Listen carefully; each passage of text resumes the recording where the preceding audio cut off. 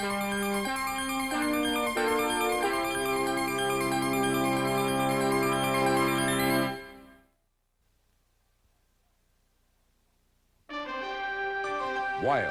robust, a frontier finally tamed, at last reachable by land and sea.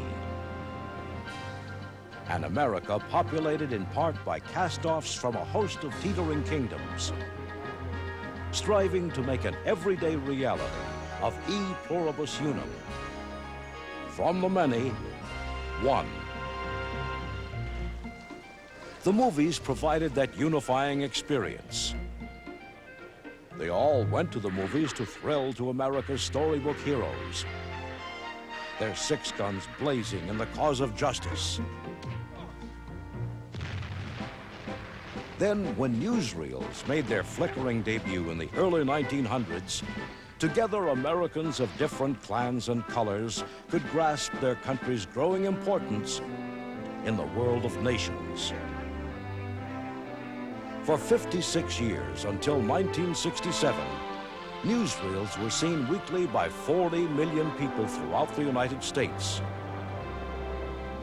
In World War II, newsreels reached their finest hour. They saw the American way of life at stake. Now they stood united behind real-life heroes, their own American sons fighting in the cause of freedom. They gave patriots back home a chance to catch glimpses of loved ones overseas and brought the battlefront to the home front.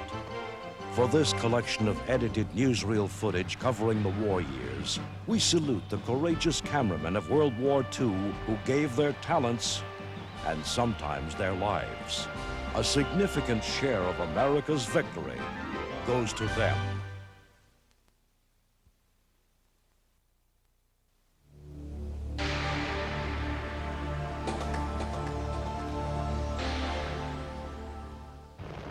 At the conclusion of World War I, the Versailles Peace Treaty of 1919 was bitterly resented by defeated Germany, particularly among extreme nationalists like the rising Nazis.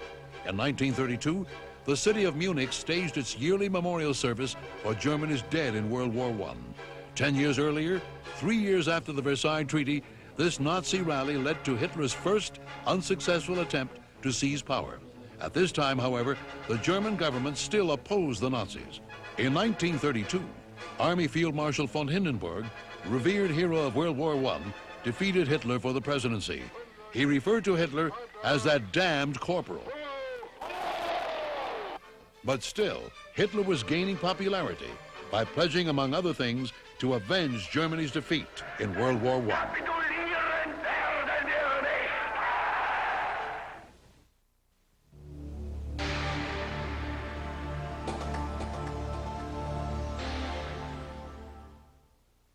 On January 30th, 1933, President von Hindenburg appointed Adolf Hitler Chancellor of Germany. That night, Nazi sympathizers gathered to cheer their idol outside the Chancellery in Berlin. Von Hindenburg had talked of the unpleasant duty of appointing that damn corporal. As for the Nazis, they knew they finally had a foot in the door.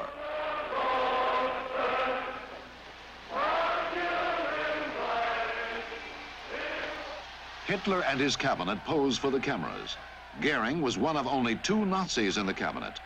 But for Hitler, this was just the beginning. Starting on January 30th, 1933, he would tighten his grip on Germany with relentless precision. Soon, all of Germany would echo to the frightening sound of Sieg Heil.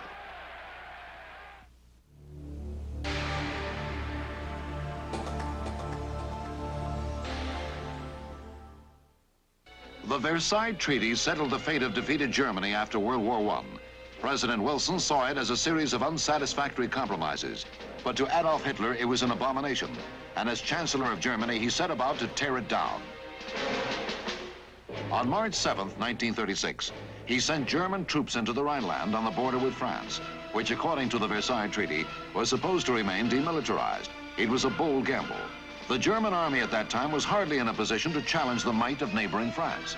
Hitler later said that if France had moved just 3 infantry battalions against him, he would have had to withdraw. Even worse, Allied statesmen, by their lack of nerve, convinced Hitler that he could get away with anything. French Foreign Minister Flandin and British Foreign Secretary Eden were spokesmen of timid governments which failed to understand that in 1936, Hitler could still have been stopped. After the Rhineland, Hitler's prestige among the German people rose to new heights.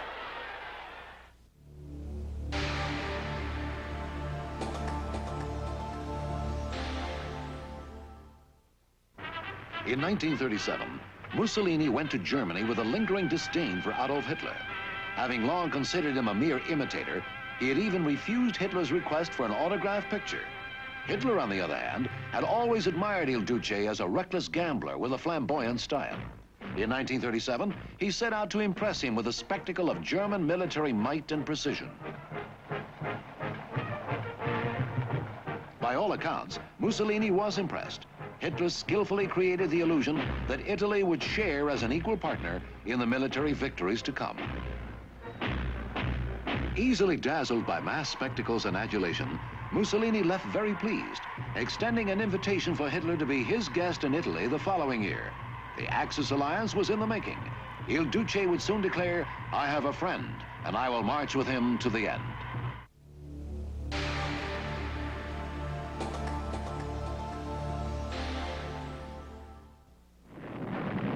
On July 7th, 1937, the first shots were fired in Japan's all-out attack on China.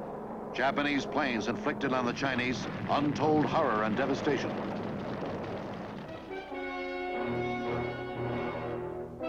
To indict Japan for these outrages, China had the eloquent voice of its own leader's wife, Madame Chiang Kai-shek. She spoke out on October 15th, 1937. You have seen in the pictures, and you have read of the destruction of homes and the terrible slaughters being carried out by the Japanese throughout our country, wherever their bombers could fly. This is in violation of all treaties and human rights.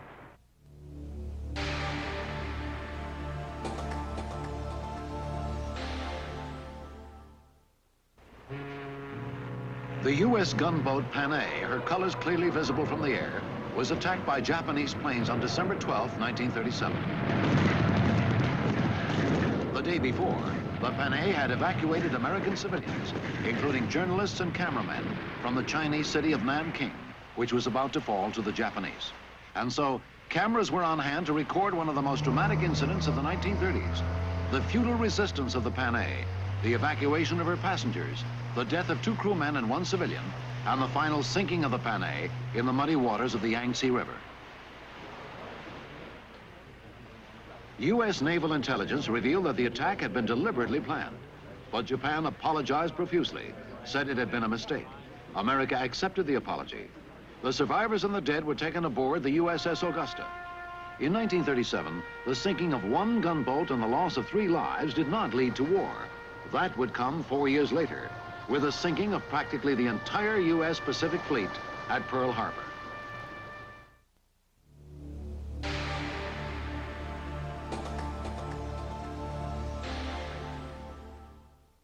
Chancellor Schuschnigg told the people of Austria, "We have yielded to force. We have instructed our army not to resist." Obliging customs officials removed border gates as the German army crossed into Austria on Saturday, March 12, 1938. Hitler liked to start invasions on weekends. It was a way, he said, of catching other nations napping. He himself planned the operation, despite the nervousness of his generals, who claimed the German army was not ready. But the surprise element worked for Hitler, and Austrian Nazis had laid the groundwork. His entry into Vienna could only be described as a triumph. Hitler had been born an Austrian. "For me," he said, "this is the proudest hour of my life. Germany has now become Greater Germany." Within 6 months, he would lay claim to parts of Czechoslovakia. The following year, he would attack Poland and start World War II.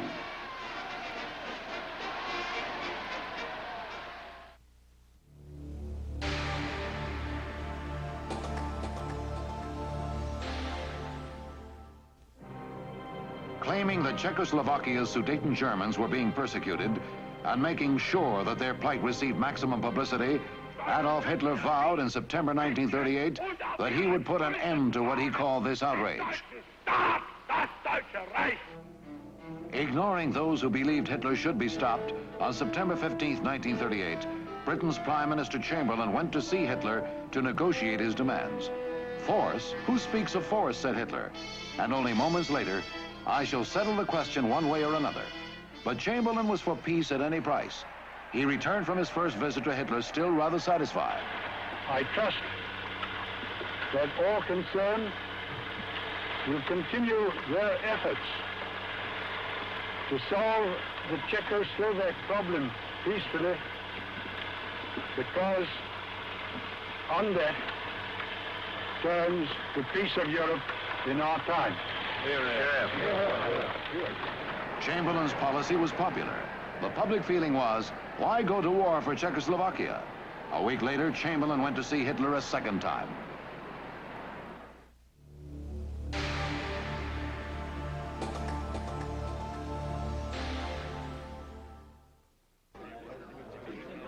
Hitler's wanting Czechoslovakia's Sudetenland, with its more than 2 million Germans, seemed reasonable enough to Britain's Prime Minister Chamberlain.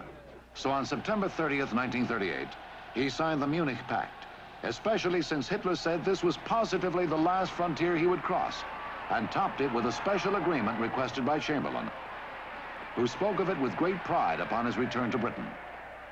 We regard the agreement signed last night and the Anglo-German naval agreement as symbolic of the desire of our two peoples never to go to war with one another again.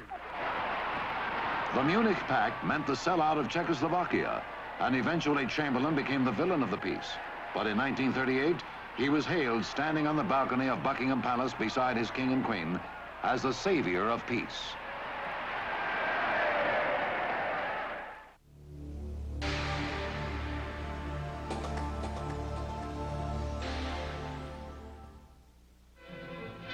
In 1938, Czechoslovakia's President Edvard Beneš mobilized military forces to counter Nazi claims to the Sudetenland and its border fortifications. But with the Munich Pact, Hitler got Britain and France to agree to his demands. The Sudetenland went to Germany, and Poland also made off with a piece of Czechoslovakia, as did Hungary.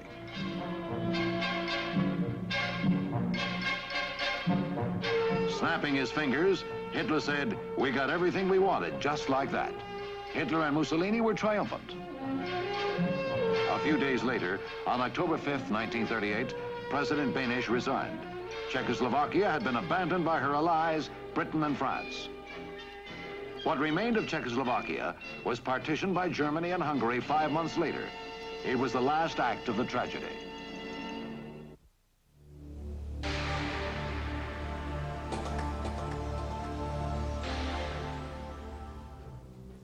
In 1939, Hitler was carefully planning his invasion of Poland. He feared Russian interference, so under the guise of friendship, he signed a non-aggression pact with the Soviets and agreed to give them half of the conquered Polish territory. In addition, the Germans promised the Russians military armaments in exchange for Russian oil and Russian wheat.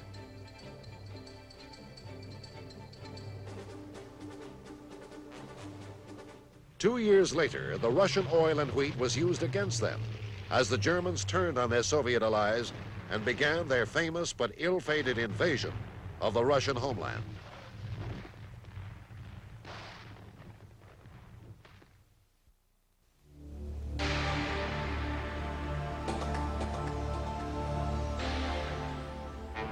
Backed by an awesome military machine, Adolf Hitler was ready to strike at his neighbor to the east. Poland knew the attack was coming. Poland, with its 35 million people, was in Hitler's eyes an easy prey.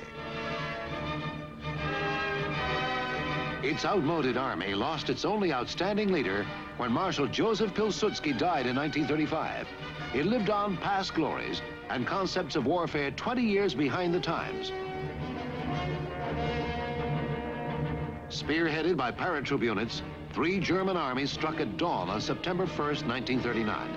It was the first demonstration of what the Germans called blitzkrieg, an explosive thrust with powerful mechanized forces breaking through defensive lines in swift encircling movements. That victory in 1939 reinforced in Hitler the conviction that he was, in his own words, a political and military genius. Wir halten Deutschland in stolzer Freude seines Söhne. Only this time, on September 1st, 1939, his attack on one of Germany's neighbors met with resistance and would lead to a war which would eventually engulf the entire world. Committed to Poland's defense, on Sunday, September 3rd, 1939, Britain and France went to war against Germany.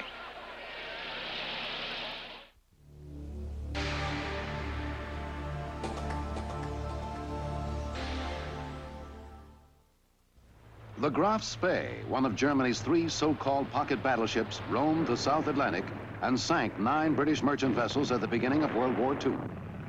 After warning shots were fired, boarding parties would seize the freighters and round up the crews for transfer to an auxiliary German prison ship called the Altmark. Some of the more accessible cargoes were also taken before the ships were sent to the bottom. The suddenness of the attack prevented most captive vessels from radioing for help. More than 300 British seamen captured by the Graf Spee would be freed in one of the war's most dramatic rescues only hours before reaching captivity in Germany. The Graf Spee's 3 months of sea raiding terror ended on December 17th, 1939, when cornered off Montevideo, Uruguay, she blew herself up rather than be captured.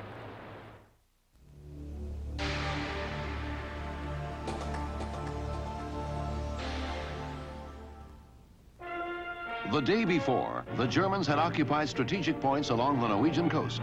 So on April 10th, 1940, the 2nd British destroyer flotilla was ordered to Norway to attack whatever German naval forces it might encounter. It became known as the First and Second Battle of Narvik. In the first encounter, the British lost 2 destroyers against 2 of the enemy. The British came back 3 days later and, guns blazing, sailed up the same Norwegian fjord and this time sank 8 German destroyers and 1 submarine. Narvik gave Britain a much-needed naval victory in those dark early days of World War II.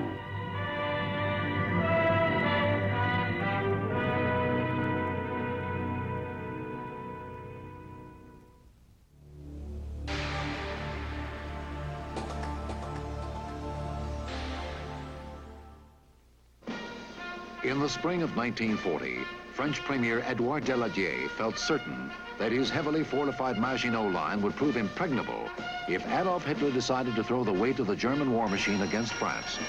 The interconnected fortresses and tunnels ran from the south of France to the forest of Ardennes in the north near the Belgian border. Early in May, the Nazis began playing martial music through loudspeakers facing the French fortifications. Then, when the Germans moved on May 11th, Hitler's plan became clear. He would outflank the Maginot Line by attacking France and her allies through Belgium and the forest of Ardennes. 300,000 Allied troops had to be evacuated from the beaches of Dunkirk, and the Republic of France fell in 5 weeks.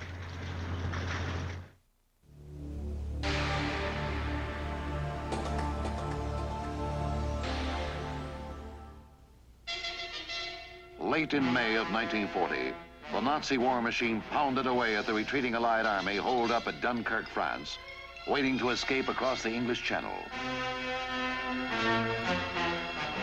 When the Royal Air Force arrived to provide cover, German anti-aircraft cut down their numbers with a deadly fire. This was early in World War II. France, Belgium, Luxembourg, and Holland had surrendered within days of each other, and Hitler would have loved to wrap up the war in Europe with a British surrender. But then the German attack slacked off, and 250,000 British, French, and Belgian soldiers were evacuated in a makeshift fleet. Some historians believe that Hitler permitted this escape to make negotiations easier if Britain decided to surrender.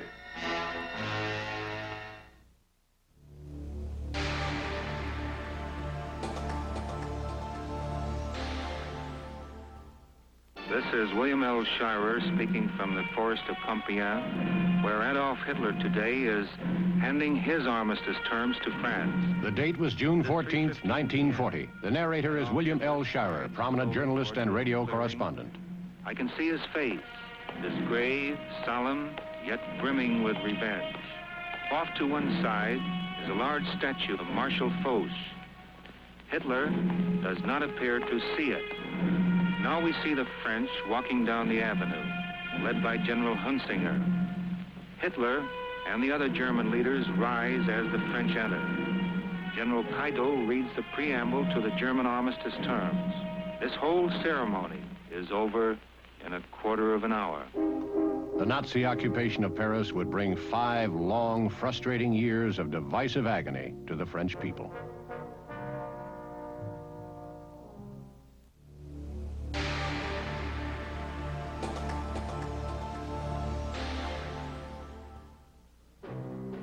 Early September 1940, an act of Nazi fury was about to begin. The night bombing of London would be aimed at civilians, and the words of Winston Churchill would give thousands of Londoners a belief that their ordeal would somehow help to reach the final victory. Hitler knows that he will have to break us in this island or lose the war. Let us therefore brace ourselves to our duty. And so bear ourselves that if the British Empire and its commonwealths last for 1,000 years, men will still say, this was their finest hour. 80% of the homes were destroyed or damaged, and 30,000 Londoners died in 6 months of almost nightly bombings. Then the RAF turned the air war around, and their finest hour took on immortal dimension.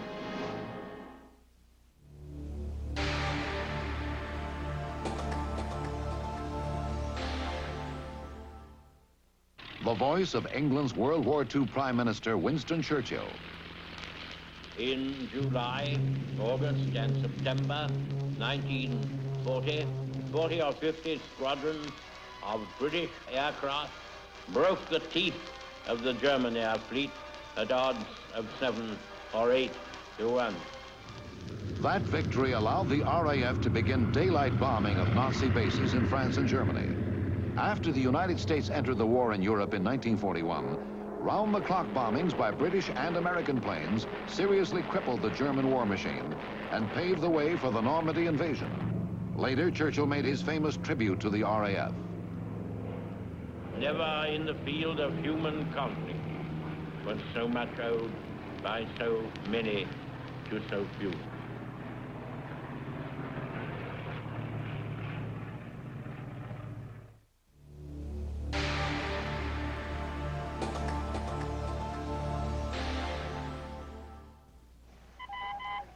Recent revelations that the British had broken the German military radio code in World War II have dramatized a dilemma of leadership.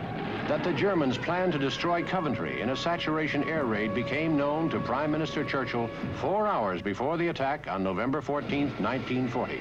He could have evacuated the city and risked tipping off the Germans that their code was broken. To keep the secret as a potent weapon for ultimate victory, he decided not to evacuate. 172 died in the air raid. Against that fearful loss, Churchill had to weigh the final triumph that could be won by protecting the secret only he and a very few others knew.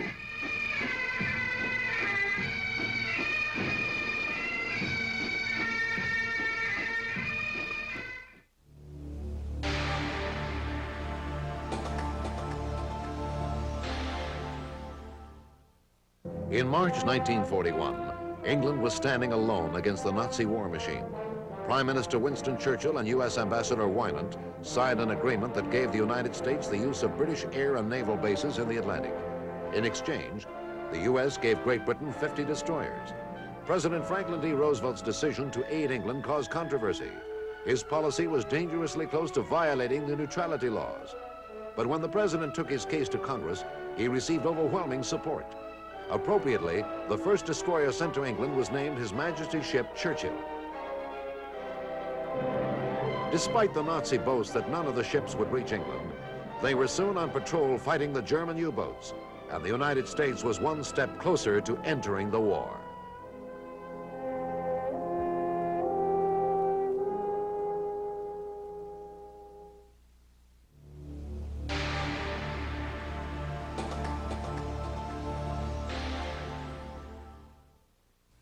We shall send you in ever-increasing numbers, ships, planes, tanks, guns.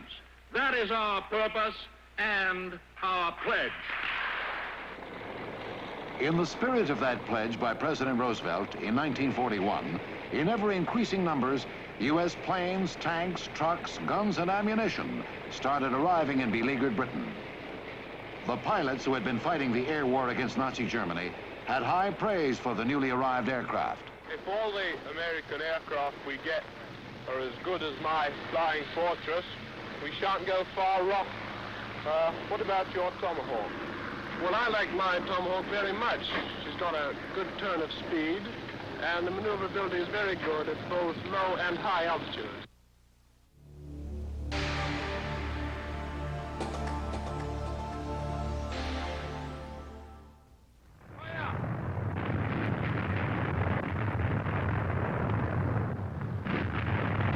Once again, Hitler's war machine was in motion.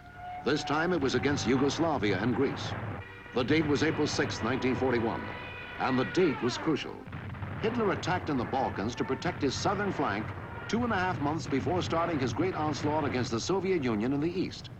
Although it was an easy conquest, he made, from his point of view, a fatal mistake. By mounting his attack against Yugoslavia and Greece, Adolf Hitler delayed by 2.5 months his attack on the Soviet Union. He had planned on conquering Moscow before the onset of winter. Historians now say that had he not committed 20 divisions and 2.5 months of military effort in the Balkans, he might indeed have conquered Moscow and subdued Russia. Yugoslavia may well have saved the Soviet Union in World War II, but it is one of those might-have-been questions of history and human life.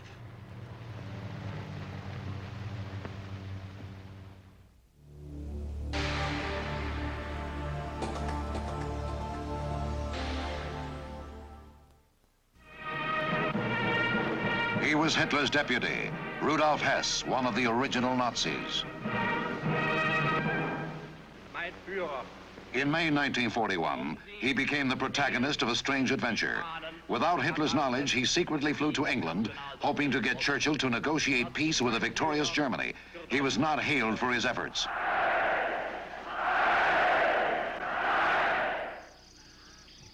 This Scottish farmer captured Hess when he landed by parachute at night. Hess started talking to him about his wife and child. Yes, I'm the man that captured Rudolf Hess. I rushed out of the house, and the first thing I saw was a man in the parachute who came slowly down through the darkness. He said he was married and pulled out a photograph of his little boy, of whom he was very proud. He said, I have seen him this morning, but heaven knows when I shall see him again. This is my mother, of whom I am very proud, and who looked after the German prisoners when he was with us, and looked after his comfort, and looks after my comfort very well. It was a pleasure to do anything for the Jerry, for after all, he was some mother's son. Hess spent the war in a British prison, reappearing on the world scene at the Nuremberg war crimes trials of 1945. Sentenced to life imprisonment, he was to remain for years a lone, solitary inmate of Berlin's Spandau prison.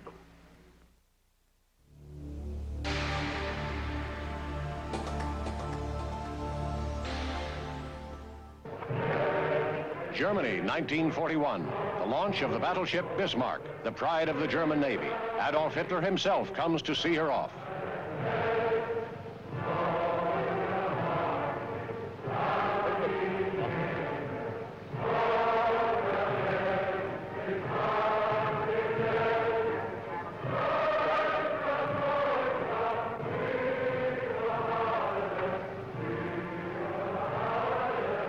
The Bismarck sets sail for war. Her lifespan at sea is 1 week.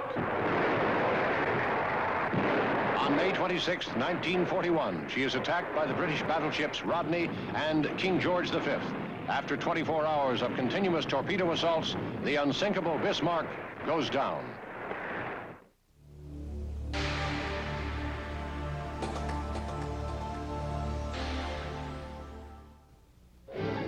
Joseph Stalin ruled Russia for 3 decades, but held no state office until 1941, when he replaced Premier Molotov. He had eliminated all competitors and made subtle concessions to the masses.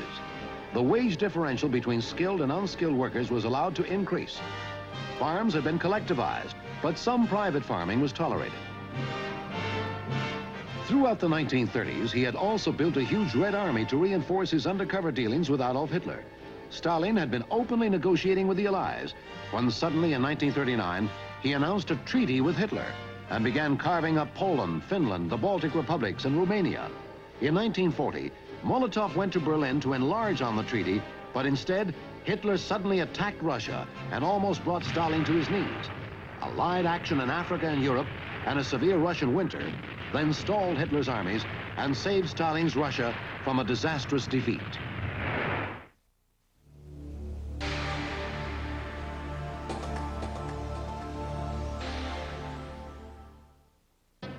It was July 1941.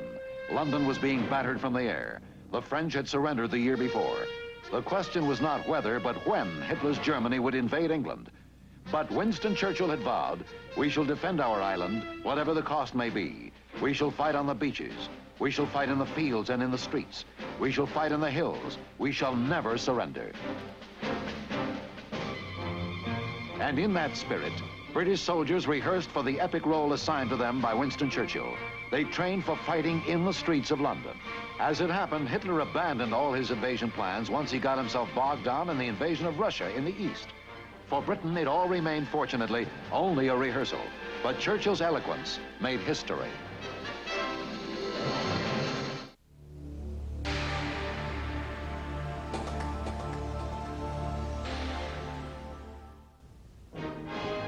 The Atlantic, August 14th, 1941. A British warship carried Prime Minister Winston Churchill to a secret rendezvous with an American naval vessel off Newfoundland. Here, in a series of momentous shipboard conferences that continued for 4 days, the British leader met for the very first time with President Franklin D. Roosevelt. Here, the 4 freedoms were reaffirmed, the Atlantic Charter proclaimed, and the United Nations born. And here, Anglo-American bonds grew stronger as the 2 leaders joined on a Sunday morning in a traditional church hymn.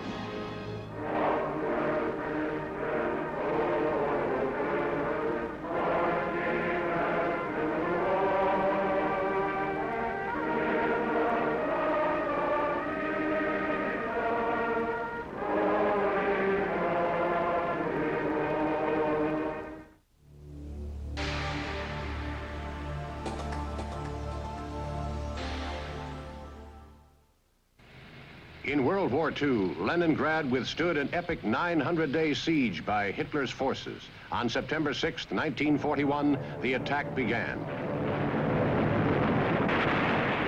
Within 14 days, all rail and communications were cut off. The Russian winter brought massive starvation to the beleaguered city. Thousands were dying every day. Lake Ladoga to the north, frozen over, gave them a chance. Supplies, beef, oil, wheat, and arms were transported across the ice. On January 18th, 1944, the great Russian counterattack began. The Germans entered Leningrad as prisoners, the last chapter in an epic tale of courage and suffering.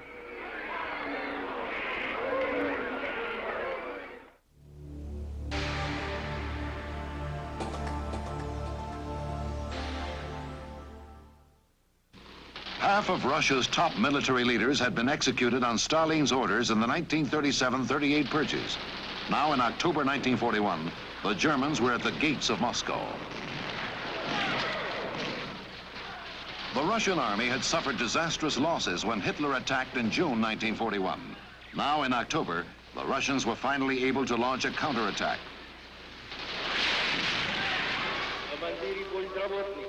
Stunned by the initial setbacks, Marshal Stalin had not spoken publicly for weeks. Then he called on the people to fight for Mother Russia. His appeal to their traditional patriotism worked miracles. The German drive was halted.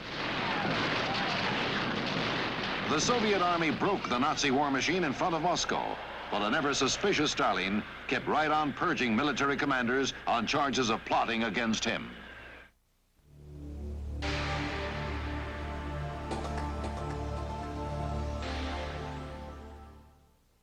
In March 1941, President Roosevelt signed the Lend-Lease Act to provide aid for the Allies in their fight against Nazi Germany. His action sent convoys of American and British ships into the North Atlantic War Zone. The ships, loaded with arms and equipment, were attacked by continuous Nazi air assault.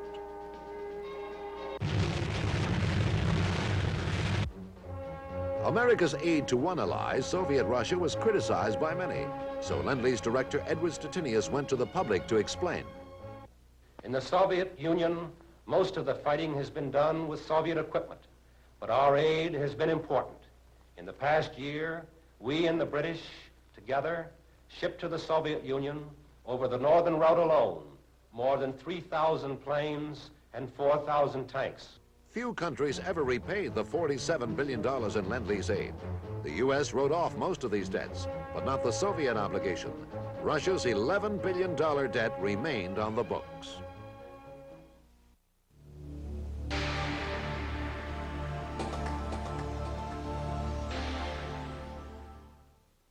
The eve of the Pearl Harbor raid of December 7th, 1941, Prime Minister Tojo and his cabinet have informed the Emperor that Japan will go to war against the United States.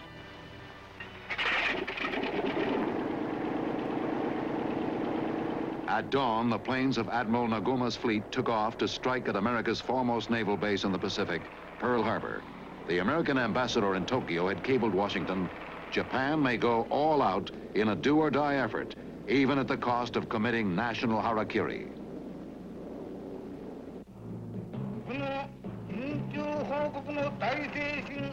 Tojo went on the air to give the news of the Pearl Harbor raid.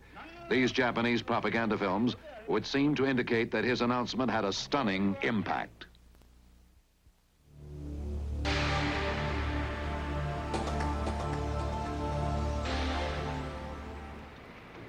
Representing a grief-stricken and angry nation, on December 8th, 1941, members of the United States Congress convened to declare war on Japan. The Pearl Harbor Holocaust had left the country little choice.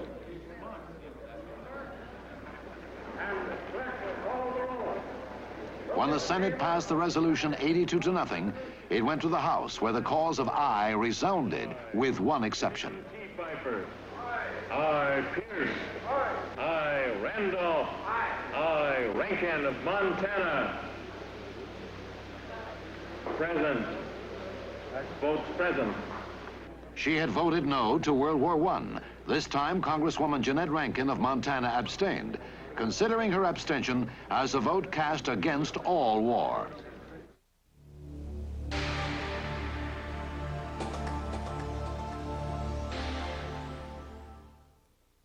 Neither the length of the struggle nor any form of severity which it may assume will make us weary or will make us quit.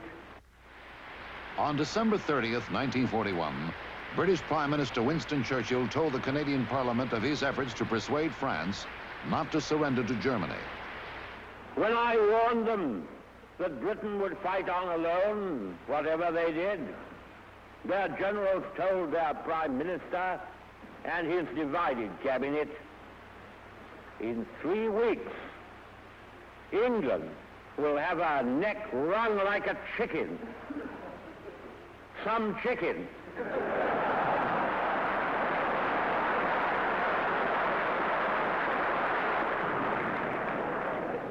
Some neck.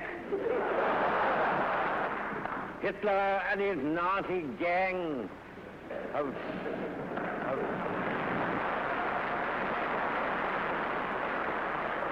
sown the wind. Let them reap the whirlwind.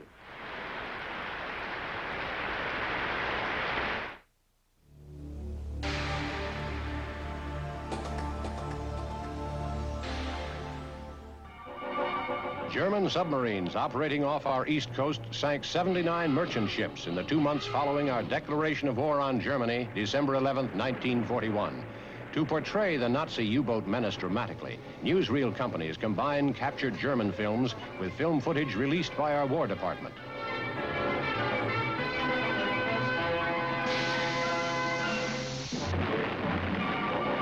The first defensive measures were disorganized. Then the Navy assigned the Coast Guard to assist Air Force anti-submarine patrols. This system worked very well, and by May, our forces were keeping most of the U-boats out of East Coast waters. Although there were very few sure kills, wartime audiences thrilled to the sight of enemy panic and destruction in a doomed submarine. Increased patrol efficiency and the bombing of U-boat bases in Germany steadily freed the Atlantic supply line for its crucial role in the defeat of the Axis powers in Europe.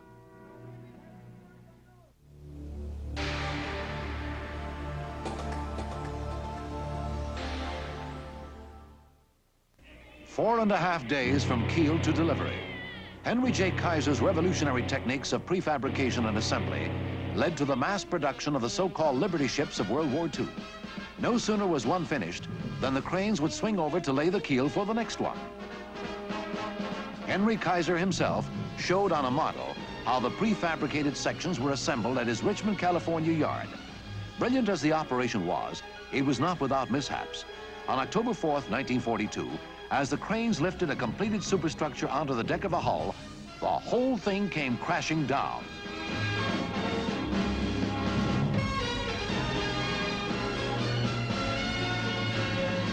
By 1945, American shipyards were turning out Liberty ships at a rate of better than one a day.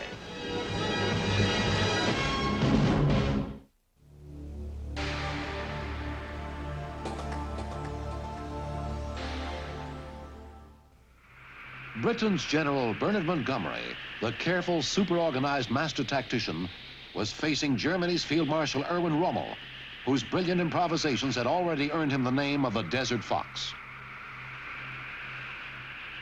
At El Alamein, Rommel sent his tanks to attack in the south of Egypt's western desert, where Montgomery had led him to believe the British had massed the bulk of their forces. Allied planes blasted Rommel's tanks, which soon bogged down in the soft sand. The Desert Fox had fallen into the trap.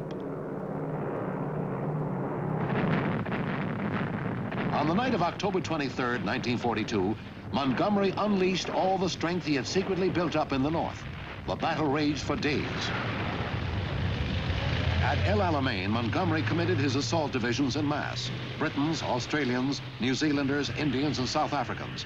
They completely routed the combined German-Italian armies. It was Britain's first real victory against Hitler. Rommel's luster was considerably dimmed. As for Montgomery, from then on he was known as Montgomery of El Alamein.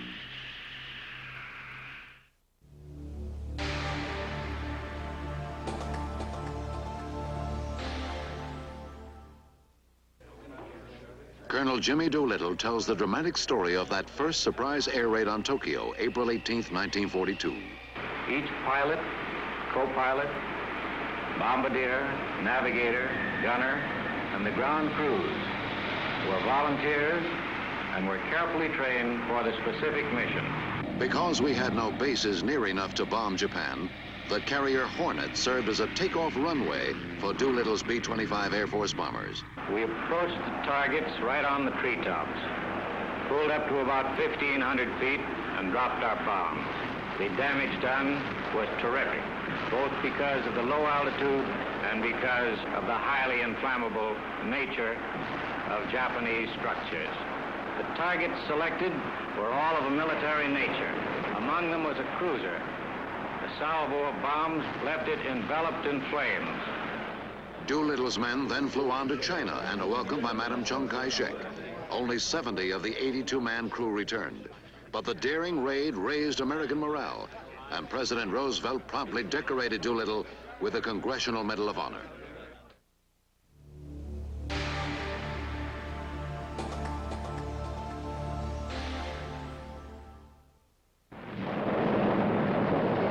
On May 6, 1942, Japanese forces conquered the last American outpost in the Philippines, Corregidor.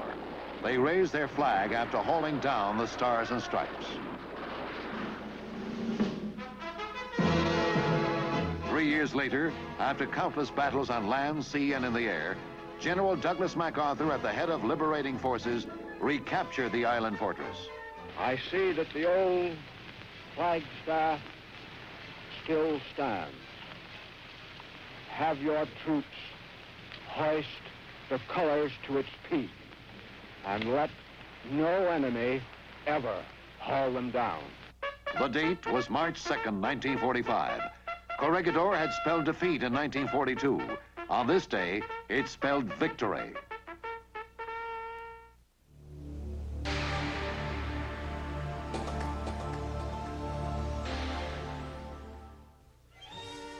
During World War II, captured Japanese films showing the surrender of Filipino and American soldiers in Bataan were shown to the American public.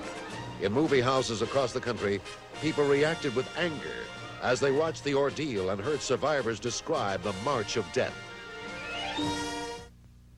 We were marched a distance of approximately 140 miles, which lasted a period of 7 days. During this time, 40,000 Filipinos and approximately 7,000 Americans were butchered by the Japanese inhumane soldiers. Another survivor voices his emotions.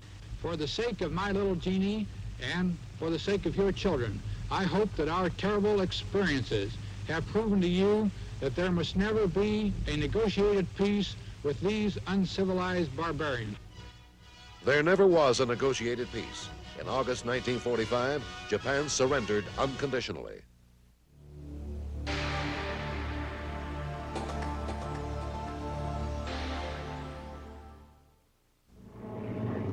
In April and May 1942, General Joseph Stilwell, in command of the Chinese 5th and 6th Armies, was in full retreat from Burma.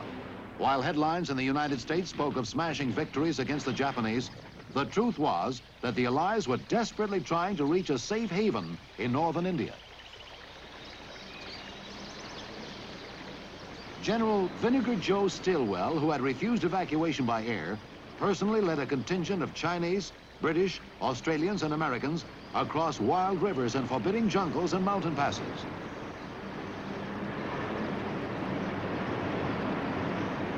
When he finally reached India, Stilwell put it bluntly, "I claim we got a hell of a beating.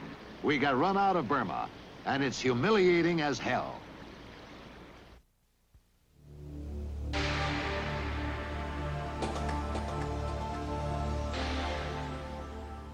The island of Midway, 1,000 miles northwest of Honolulu, becomes a target for Admiral Yamamoto's Japanese fleet. As with Pearl Harbor, Yamamoto plans a surprise assault that will spring an advance on Hawaii. But U.S. naval intelligence decodes Japanese messages. The Navy prepares for a showdown. The Japanese try to decoy American ships towards Alaska, but U.S. forces refuse the bait. U.S. planes knock out a dozen enemy vessels, and the prize, 4 aircraft carriers. The Battle of Midway ends with a Japanese retreat. This turns the tide for the once invincible Japanese Navy. The U.S. will continue to suffer casualties, but the tide is definitely turning in America's favor.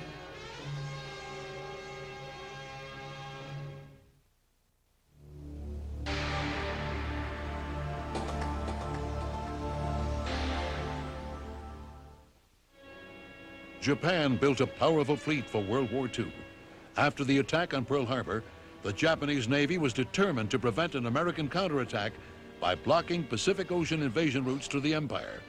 In the months following Pearl Harbor, the U.S. fought 10 great sea and air battles against the Japanese Navy. 6 of those battles took place around the Solomons, a strategic chain of islands east of New Guinea and northeast of Australia. A decisive sea battle was fought when the Japanese tried to retake Guadalcanal. A combat report written by the Japanese at the time stated, "It must be said that success or failure in recapturing Guadalcanal and the results of the final Navy battle related to it is the fork in the road which leads to victory for them or us." Japan lost the sea battle beginning November 13, 1942, and it never recovered from the blow.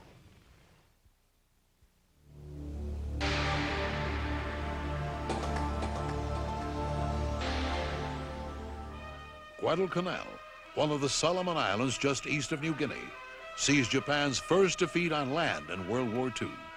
The Japanese military was constructing a mighty air base there with the aim of knocking out bases in Australia vital to the launching of a U.S. offensive in the South Pacific.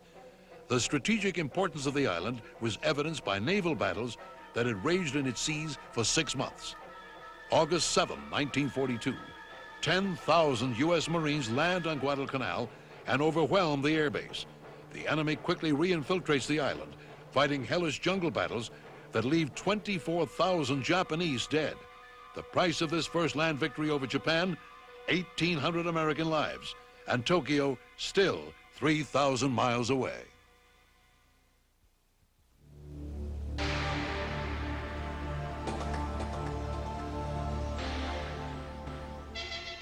In June 1942, Hitler attacked Stalingrad with 23 divisions. It was to be the turning point of the German-Soviet conflict in World War II. Outnumbered at first, the Russians made the Germans pay heavily for every inch of the city.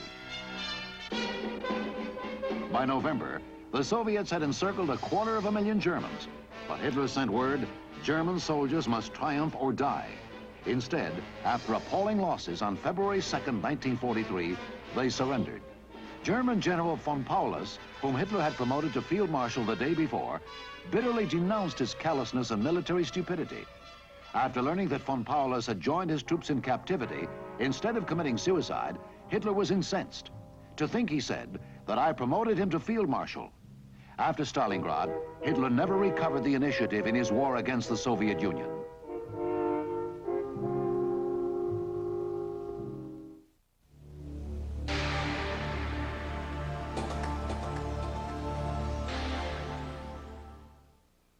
Responding to a demand from Stalin that the Allies open a second front in Europe, a contingent of Canadian and British commandos struck at the Nazi-held port of Dieppe on the French coast. It began and ended in one day, August 19th, 1942. This film is the British version of that raid, shown to audiences at home and abroad just after the event. Successful bombings by the RAF were emphasized, and the only recognition of air losses was the rescue of a fighter pilot. A surprise came with the revelation that the first Americans to fight in Europe had taken part in the action. Although more than 2,000 men were captured and 1,000 killed, only returning wounded were shown.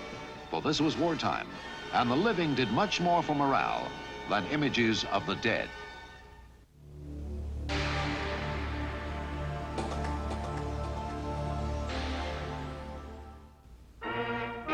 The Nazis had held the French Channel port of Dieppe for 2 years, when suddenly on August 19th, 1942, a British commando force with aerial cover attempted a landing. This film, shot by German cameramen for the German audience, accents a rapid response to the attack and demonstrates that a strong defensive system had been installed to keep a firm hold on occupied France.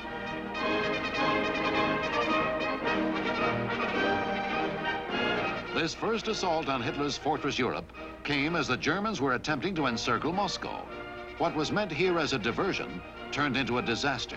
From its toehold on the shore, a force of 5,000 Canadian and British troops was dislodged within a few hours. 1,000 killed, many wounded, and 2,000 captured. In true propaganda form, only enemy wounded and dead were shown. The Germans were winning this war, and the invisible price tag belonged to the future.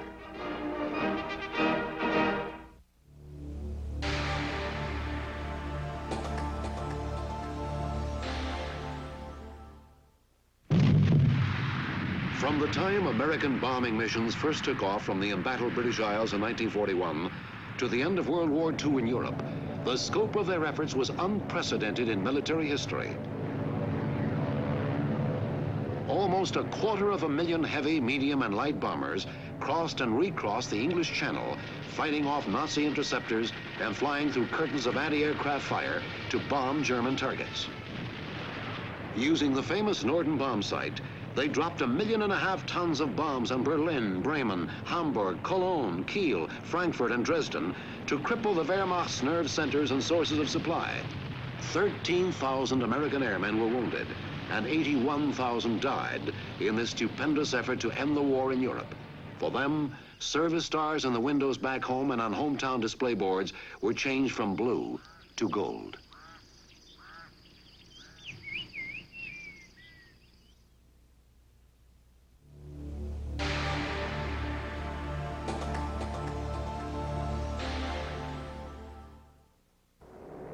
At the outbreak of World War II, Hermann Goering boasted that not an enemy bomb would fall on Berlin. But during the last 2 years of the war, more than 1,000 day and night bombings by British and American planes dropped nearly 170,000 tons of explosives and incendiaries on the city proper. The population fell by nearly 1 million.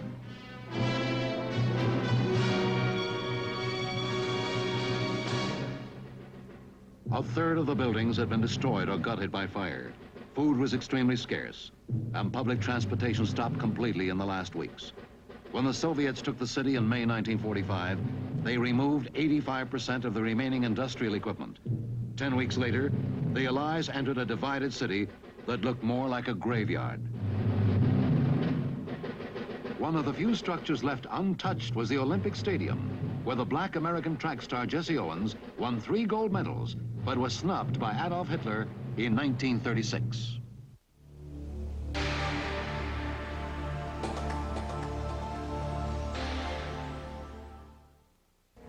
Sporting the brand new 4-star insignia of a full general, only recently awarded him, Supreme Commander Dwight David Eisenhower finally had victory in his grasp in North Africa.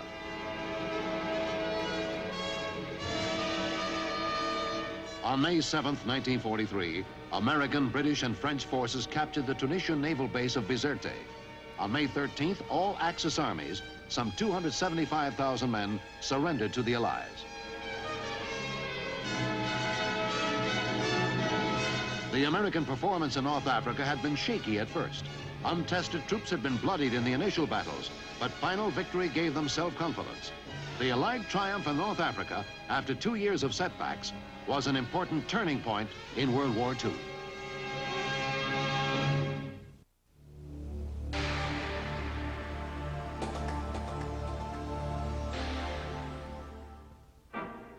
I always knew Hitler would give me this proof of friendship, said Benito Mussolini, as German paratroopers rescued him from captivity in a remote mountaintop hotel in central Italy. It was Sunday, September 12, 1943. After a hair-raising takeoff from a hastily cleared runway, Italy's fascist dictator, who had been deposed 7 weeks earlier, was flown to meet his benefactor, Adolf Hitler, at his headquarters on the Russian front. Hitler, who had always shown a certain deference to Mussolini, was later reported shaken by his friend's almost ghostly appearance. Il Duce was reunited with his son Vittorio.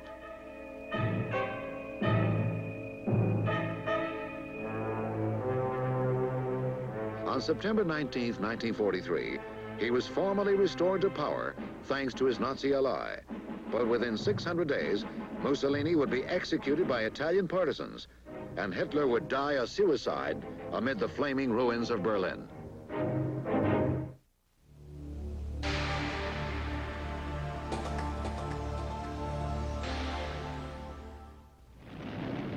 The squadron leader told them, if we hit it good, we might cut 6 months off the war.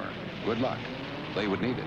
The 175 B-24 bombers took off from Egypt on August 1st, 1943, to fly over the Mediterranean and the Balkans on a 2,400-mile round-trip mission to bomb Romania's oil fields at Ploesti, the most heavily defended target in all of Nazi-occupied Europe.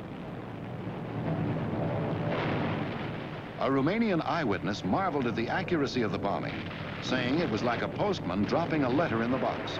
Hitler lost critical oil supplies just when he needed them most on the Italian and Russian front. The price was heavy. 53 planes, 310 American airmen killed. 1 of every 5 who reached the target. But the Ploesti oil fields was such an important target that the commanding general had said the mission would be a success even if no one returned.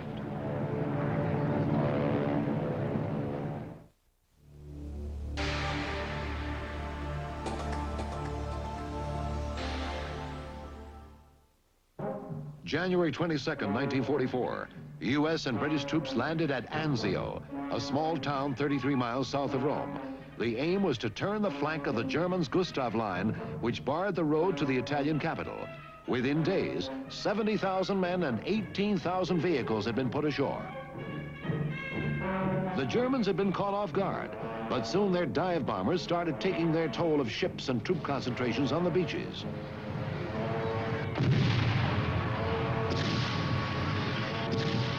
Germany's Field Marshal Kesselring held the heights overlooking the Anzio beachhead and started pounding the Allies at will. For the American and British soldiers, it was concentrated hell, but they held on. In the end, it would take 4 months, 6 divisions, and heavy casualties to break out of Anzio. Correspondent Eric Severide would write as his opinion that the landing had been a stupid mistake.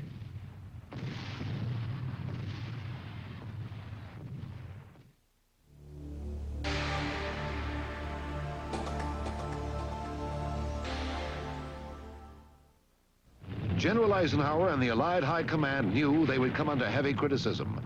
The massive air and artillery bombardment of Italy's ancient monastery at Monte Cassino on February 15, 1944, would be one of the most controversial decisions of the entire European campaign. A second bombardment came a month later. Ironically, the rubble provided the German defenders with even better positions. The fighting, often at close range, went on for weeks.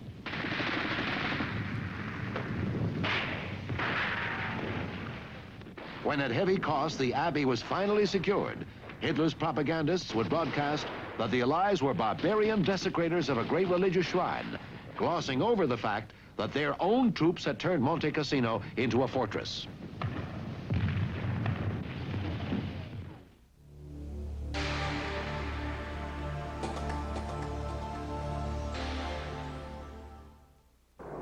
Its code name was Operation Overlord.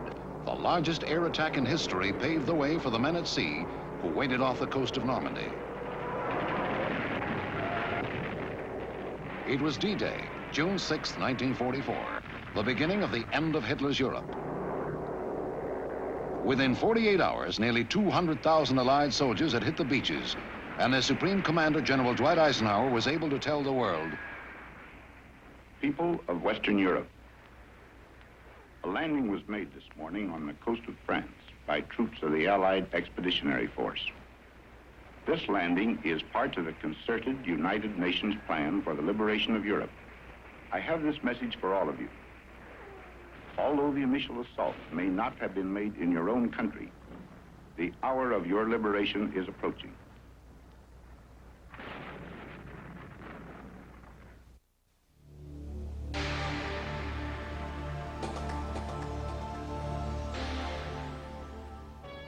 They called him Blood and Guts Patton. To him, warfare was a series of lightning moves. He believed in the hero concept of war. Those who fought and died under Patton in World War II in North Africa and Europe either hated him or loved him. He asked a lot from his men. General George Patton was a flamboyant, unforgettable leader in battle. God damn it, it's no fun to say to men that you love, go out and get killed.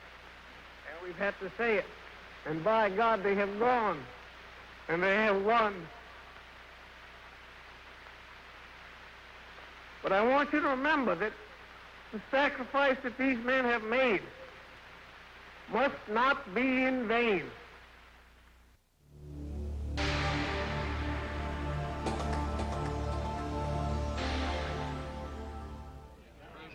Adolf Hitler at his headquarters in East Prussia, July 20th, 1944. The Fuhrer trying in vain to stem the tide of defeat. Many of his top-ranking generals plotting by now to do away with him. When the bomb planted close to him during one of the briefings exploded on July 20th, to the conspirators, it seemed that Hitler had finally been eliminated. The room was a shambles. But Hitler was alive. I had incredible luck, he said. The explosion had merely sprained his right elbow and ruined a new pair of trousers. He vowed vengeance. Hundreds of officers were put on trial, publicly humiliated, eventually put to death, often after lengthy torture. 9 months later, with the Russians a block away from his underground headquarters in Berlin, Hitler himself put a bullet through his head. To victorious Allied soldiers, the memory of one of the bloodiest tyrants in history was one of ridicule.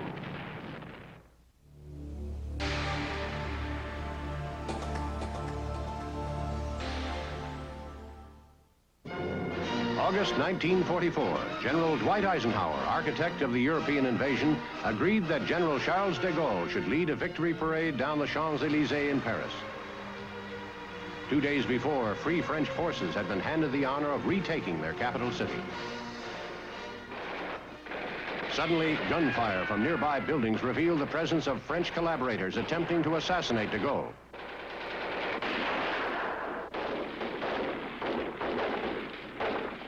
The man who had returned France to its former glory waited calmly for the shooting to end. He was his country's national hero. The sight of the captured snipers in German uniforms infuriated loyal Parisians, and the traitors were quickly tried and executed. De Gaulle went on to become head of state twice in his lifetime. Revered by generations of Frenchmen, he was not a popular figure with many of his former allies.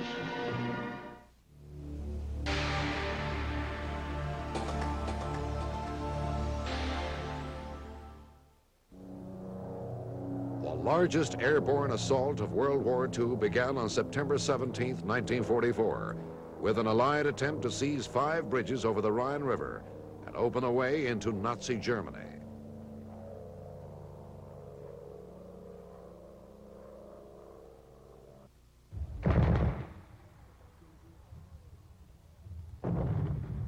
It was the 5th, the crucial bridge over the Lower Rhine, at a place called Arnhem, 64 miles behind German lines, that worried Allied commanders. The bridge had to be held long enough for British tanks to arrive. The airborne troops held on for 4 days. The tanks never reached the bridge. It was a bridge too far. The Allied operation that Field Marshal Montgomery hoped would quickly end the war had failed. Arnhem remained in Nazi hands until the end of the war.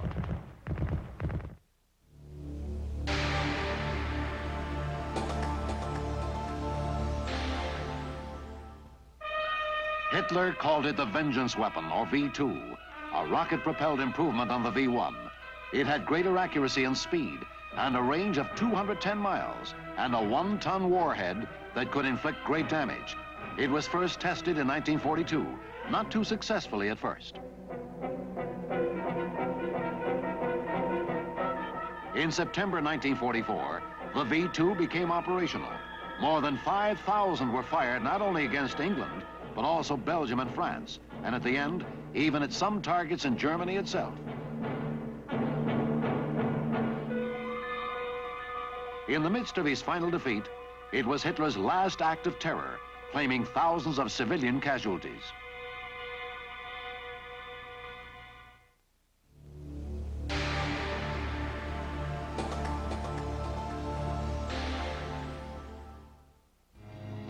The landing at the island of Morotai off New Guinea was the last preliminary operation before the long-awaited assault on the Philippines. It was September 15, 1944, and while Japanese resistance was light, the soft landing beaches got everybody bogged down. As it turned out, Morotai could have been bypassed, since at about this time, U.S. intelligence had determined that Japanese air power in the Philippines was not as strong as at first believed, and direct assault was feasible. But General Douglas MacArthur was already committed to Morotai as a vital target in his campaign. In any case, MacArthur's historic "I have returned" landing at Leyte in the Philippines 5 weeks later would be far more glamorous and sure-footed.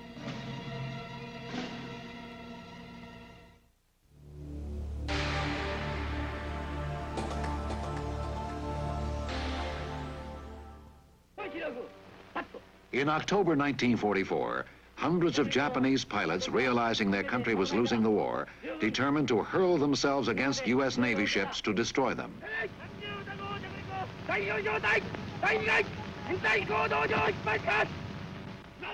It was meant to be an act of supreme sacrifice, calling themselves kamikaze, or divine wind, after the legendary typhoon that drove back foreign invaders in ancient times. They went off to certain death with a supreme sense of fatalism. Kamikaze attacks involved as many as 1,500 planes at a time, but most of them were blasted out of the sky before they could reach the ships. For the Japanese, the kamikaze did not prove to be the ultimate weapon that could defeat the American invasion.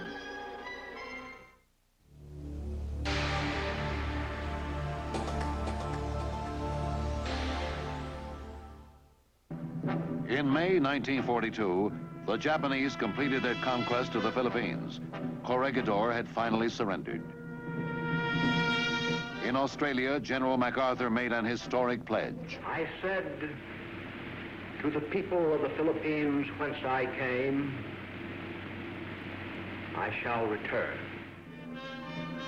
The road back to Corregidor in the Philippines would take 2.5 years. General Douglas MacArthur led American forces in a series of air assaults and amphibious operations that drove the Japanese from the strategic islands they had occupied. MacArthur acquired a reputation as a man who knew the value of the memorable phrase and the dramatic gesture. With the beaches still under Japanese fire, on October 20th, 1944, in one of the most publicized pictures of World War II, he stepped ashore in the Philippines, redeeming his historic pledge.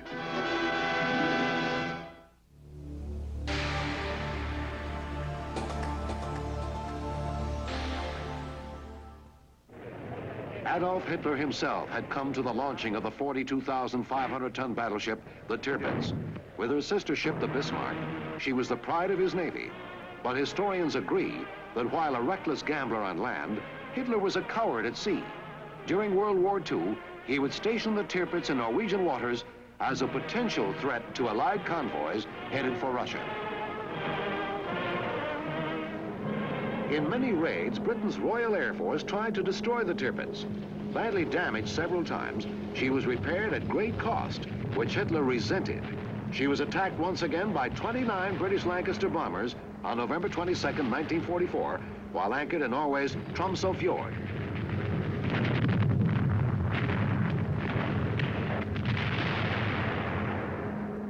Mortally wounded this time, the great battle wagon sank, with a loss of 1,400 officers and seamen.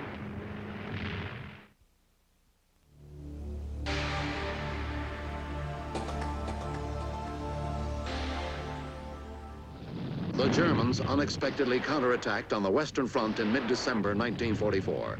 By the 22nd, they had the Belgian town of Bastogne completely encircled and called on the American defenders to surrender, to which General Anthony McAuliffe replied with one word, nuts, which had to be explained to the Germans as meaning, go to hell.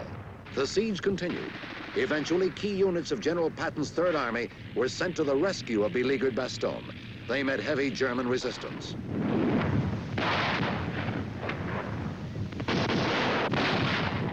When the first units reached the outskirts of Bastogne on December 26th, they were greeted by McAuliffe with, I am mighty glad to see you. The weather had finally cleared, and Bastogne could be supplied from the air, while bomber and fighter planes pounded the enemy. Patton had sent his troops to the rescue of Bastogne with a special prayer for good weather, composed by a chaplain, whom he later decorated with a Bronze Star. McAuliffe's men became known as the Battling Bastards of Bastogne. McAuliffe's reply of nuts to the Germans has been written in the history books. He was decorated by General Patton. Why had he put it so bluntly to the Germans? McAuliffe, a man of few words, replied, their demand was absurd.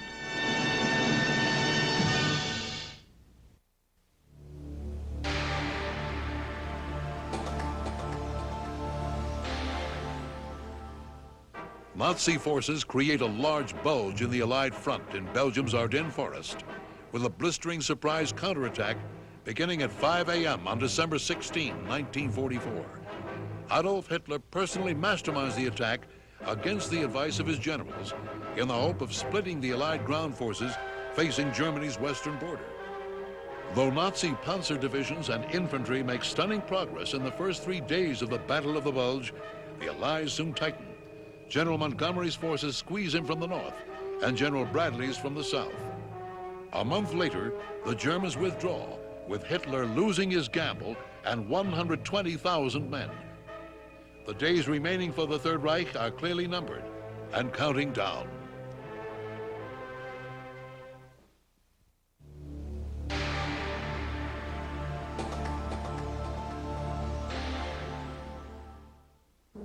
February 19th, 1945. In the Pacific, an aerial bombardment spearheaded the attack by United States fighting men on an island known until then by few, if any, Americans. naval ships joined in the combined sea and air operation that provided the support for an assault force of more than 75,000 Marines needed to secure a perilous beachhead.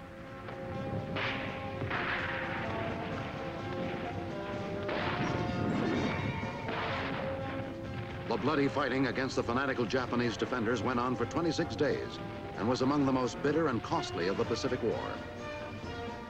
5,000 Marines died to capture the 8 square miles of the tiny volcanic island and to raise Old Glory atop Mount Suribachi on Iwo Jima.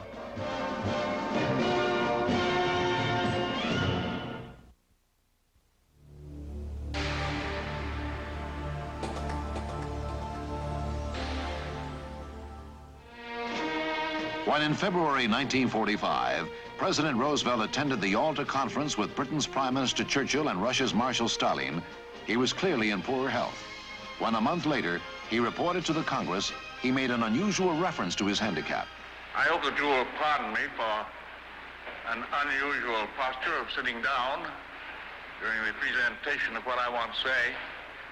I know that you will realize that it makes it a lot easier for me in not having to carry about 10 pounds of steel round on the bottom of my legs, and also because of the fact that I have just completed a 14,000-mile trip. President Roosevelt had been crippled by polio in 1921, but that did not prevent him from serving 12 years as a remarkable chief executive.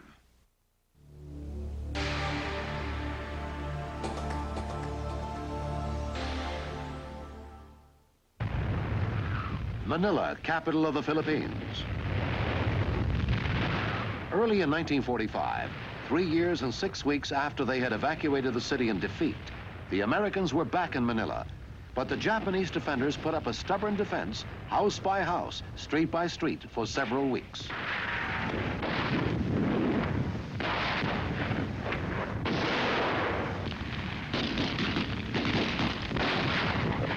The diary of a Japanese soldier read, "There is no hope. How will the Japanese homeland ever face this victorious enemy?" And one GI wrote, "I never thought it would be like this. We got to give our guts for every inch we get. I wish it were over with one way or another."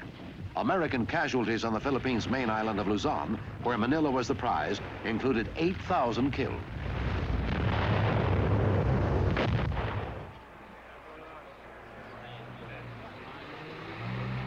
General Douglas MacArthur entered Manila and greeted American civilians liberated from Japanese prisons. The end of an ordeal. Final victory over Japan was in sight, but still 6 months away.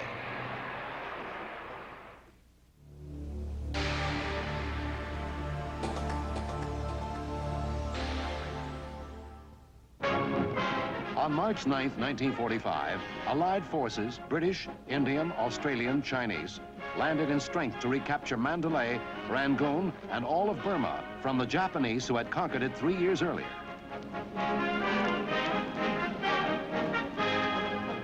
The war in Europe was just about over, and the Allies were now ready to deal the final blows on Japan.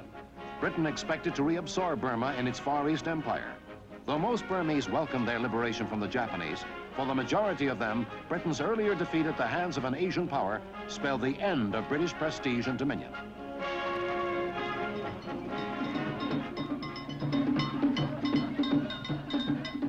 Burma would become an independent nation on January 4th, 1948, and would increasingly isolate itself from the West.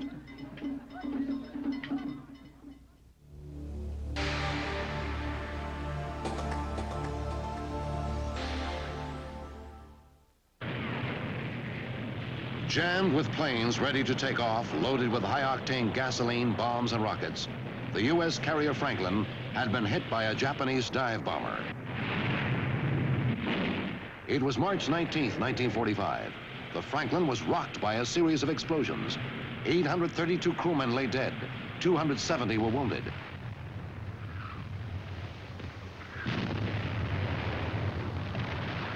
After several hours, she was listing badly.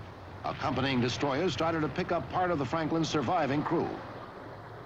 It seemed that the Franklin was doomed, but the heroic efforts of her firefighting crew, using new techniques learned from the New York City Fire Department, had saved the ship.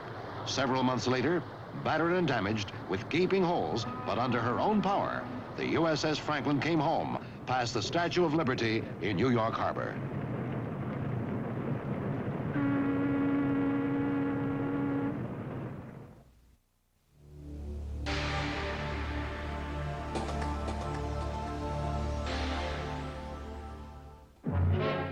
On March 5th, 1945, Allied troops captured Cologne. Then miraculously at Remagen, they found the railway bridge across the Rhine still intact. On March 7th, the 9th Armored Division took it before German demolition teams had a chance to blow it up. Allied troops would cross the Rhine without getting their feet wet. Hitler was furious and sent his few remaining planes to destroy the bridge. Under their near misses, the already weakened span collapsed, hurling some GIs into the icy waters, from which they were eventually rescued.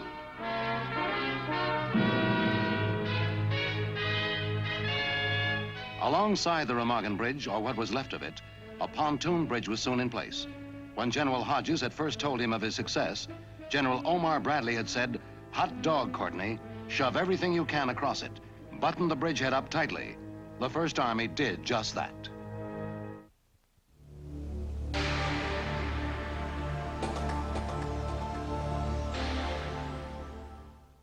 On April 16, 1945, Soviet forces launched their final assault on Berlin, capital of Nazi Germany.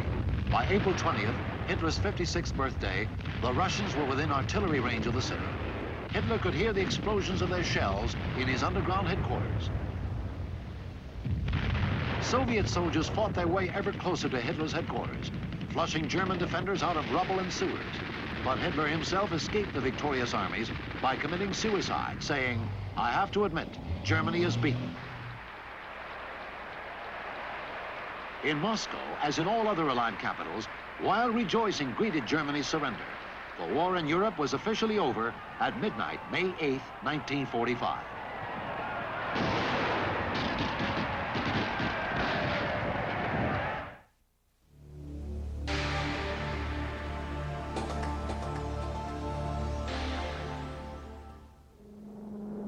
Driving into the heart of Germany from the east, Soviet forces were in headlong pursuit of Hitler's retreating armies. It was April 1945.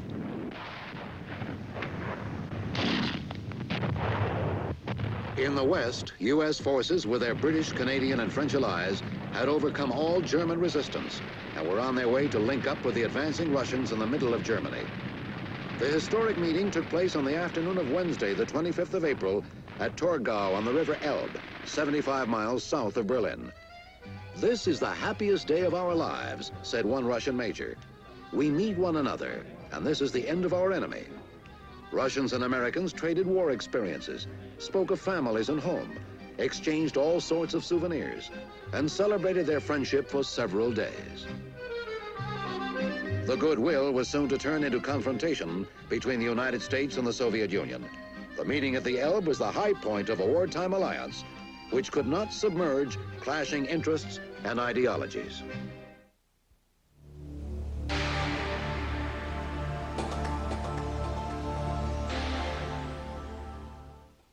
Italy's Benito Mussolini had been the idol of millions since 1922.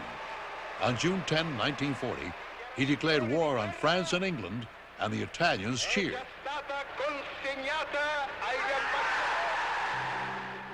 5 years later, with his mistress, he lay dead on the pavement of a gas station in Milan, executed by Italian partisans while trying to flee disguised as a German airman.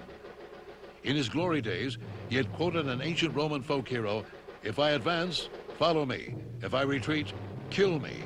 On April 28, 1945, they killed him, and the spectacle of a mob's revenge on his body was one of the more gruesome spectacles of the end of World War II.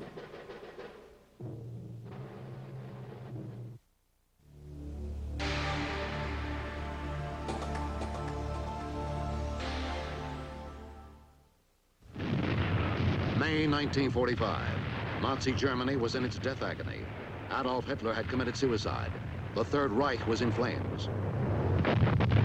Russian troops had overrun Berlin, while Allied forces, by prior agreement, waited on the city's outskirts.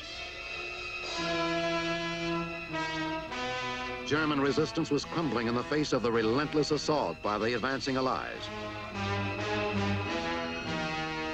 May 7th, 2:30 a.m. Gustav Jodl, German Chief of Staff, arrived at a little red schoolhouse in Reims, France, to surrender unconditionally to the Allies.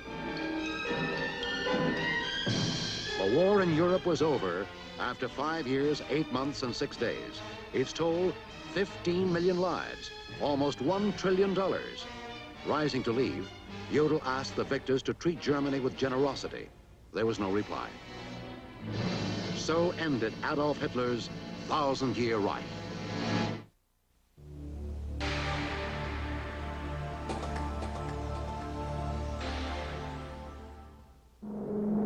On August 4th, 1945, American planes showered Hiroshima with the obscure message, "Your city will be obliterated unless your government surrenders." 2 days later, by order of President Truman, the first atomic bomb was dropped on Hiroshima. It was nicknamed Little Boy. 100,000 people died within an hour. A short time ago, an American airplane dropped one bomb on Hiroshima and destroyed its usefulness to the enemy. It is an atomic bomb. It is a harnessing of the basic power of the universe. 3 days later, a second atomic strike fell on Nagasaki. The Japanese surrendered.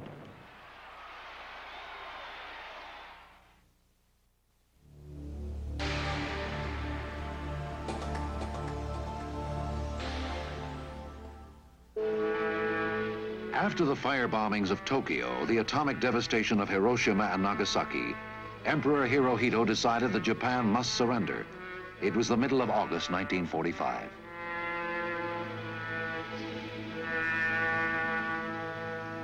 Despite the devastation and the hopelessness of Japan's position, die-hard militarists wanted to continue the war.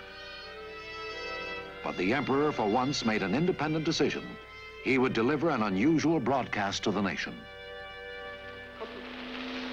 Unusual in that the Japanese had actually never heard his voice. Unusual also in that he spoke a kind of ancient court language the average Japanese could not understand. But somehow they understood. Japan had lost the war and must surrender.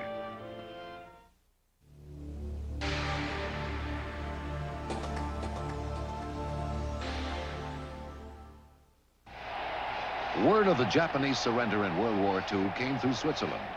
Then on September 2nd, 1945, General Douglas MacArthur directed the signing of the surrender agreement on board the battleship Missouri in Tokyo Bay.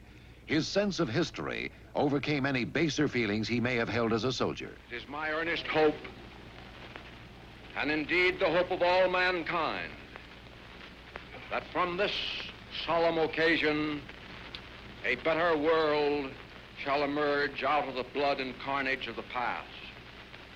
I now invite the representatives of the Emperor of Japan and the Japanese government and the Japanese Imperial General Headquarters to sign the instrument of surrender at the places indicated.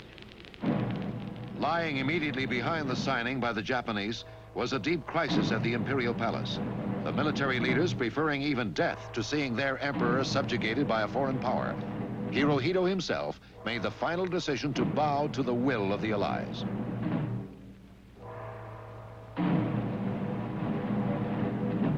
Let us pray that peace be now restored to the world and that God will preserve it always.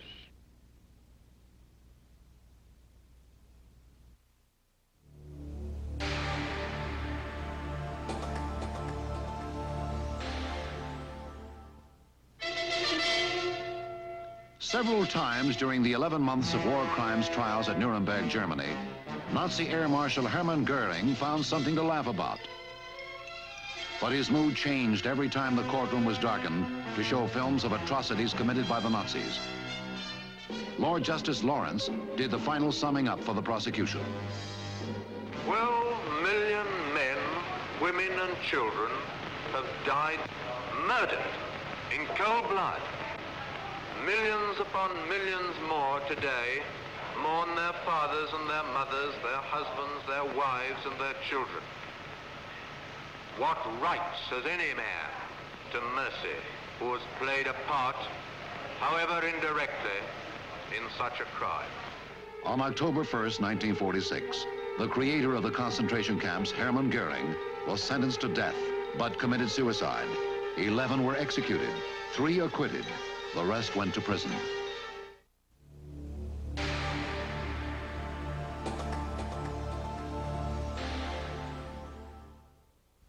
Dispositions have been taken to eliminate for all time the authority and influence of those who misled the people of Japan into embarking on world conquest, and to establish in Japan a new order of peace, security, and justice. So spoke General Douglas MacArthur. On November 12, 1948, Premier Tojo and 23 other Japanese leaders heard their sentences after a 2-year trial had produced evidence of their participation in war crimes. Accused Shimada Shigetaro, on the counts of the indictment on which you have been convicted, the International Military Tribunal for the Far East sentences you to imprisonment for life. Accused Togo Shigenori, on the counts of the indictment on which you have been convicted, the International Military Tribunal for the Far East sentences you to imprisonment for 20 years as from the date of arraignment.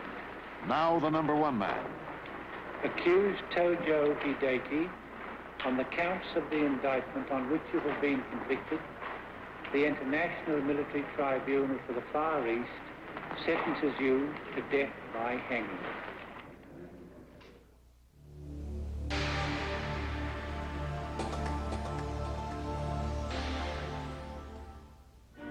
Along with Heinrich Himmler and Air Marshal Hermann Goering, other Nazis close to Adolf Hitler included men like Joseph Goebbels and many lesser-known but important figures. One of these was Adolf Eichmann, a Gestapo chief who was handed the task of devising a final solution for the Jewish problem. Although Goering created the infamous concentration camps, it was Eichmann who promoted the use of gas chambers for extermination. Eichmann escaped the war crimes trial in Nuremberg by fleeing to the Middle East in 1945. Then he made his way to Argentina, hiding out for 10 years until tracked down and captured in this remote farmhouse by agents of the Israeli Secret Service.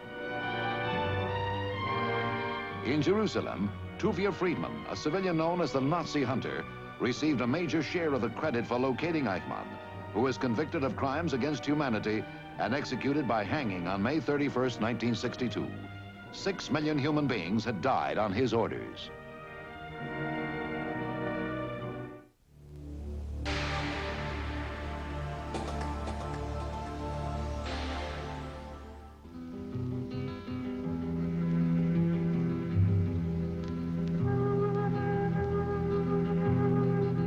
Of all the death factories that the Nazis put up in Eastern Europe, none was worse than Auschwitz in southern Poland. In April 1967, the camp was dedicated as a permanent memorial to the 4 million prisoners who perished here. Children, women, and men, they were starved, beaten, humiliated, shot, gassed, and their 4 million bodies burned in the furnaces of Auschwitz.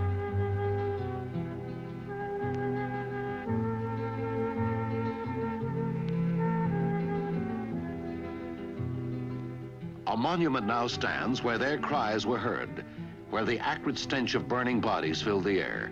At Auschwitz, where pathetic notes were found imploring the survivors to bear witness that it happened here at Auschwitz between 1940 and 1945. 4 million people brought here by the deportation trains to the gas chambers of Auschwitz.